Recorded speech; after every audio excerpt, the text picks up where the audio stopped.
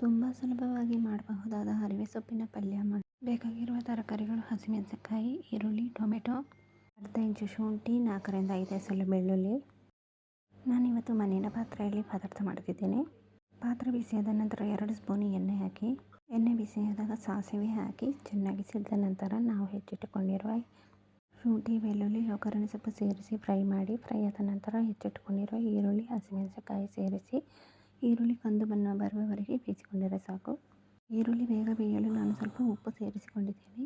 ಈರುಳ್ಳಿ ಬೆಂದ ನಂತರ ನಾವು ಕತ್ತರಿಸಿಕೊಂಡಿರುವ ಟೊಮೆಟೊ ಸೇರಿಸಿ, ಟೊಮೆಟೊ ಬೆಂದ ನಂತರ ನಾವು ತೊಳೆದು ಕಟ್ ಮಾಡಿಟ್ಟುಕೊಂಡಿರುವ ಕೆಂಪು ಹರಿವಿನ ಸೊಪ್ಪನ್ನು ಸೇರಿಸಿ ನೀರು ಸೇರಿಸದೆ ಬೇಯಿಸಿಕೊಳ್ಳಿ. ಸೊಪ್ಪು ಅರ್ಧ ಬೆಂದ ನಂತರ ನಾನು ಅದಕ್ಕೆ ಕರಿ ಪೌಡರ್ ಯೂಸ್ ಮಾಡ್ತಿದ್ದೇನೆ. 1/4 ಟೇಬಲ್ ಸ್ಪೂನ್ ಕರಿ ಪೌಡರ್, 1 ಸ್ಪೂನ್ ಚಿಲ್ಲಿ ಫ್ಲೇಕ್ಸ್, ಸ್ವಲ್ಪ ಅರಶಿನ ಸೇರಿಸಿ ಚೆನ್ನಾಗಿ ಮಿಕ್ಸ್ ಮಾಡಿದ ನಂತರ ನಾವು ತುರಿದಿಟ್ಟುಕೊಂಡಿರುವ ತೆಂಗಿನ ತುರಿಯನ್ನು ಸೇರಿಸಿ ಚೆನ್ನಾಗಿ ಮಿಕ್ಸ್ ಮಾಡಿ ಒಂದು 5 ನಿಮಿಷ ಲಿಟ್ಟು ಕ್ಲೋಸ್ ಮಾಡಿ ಬಿಸಿಯಾಗಕ್ಕೆ ಬಿಡಿ.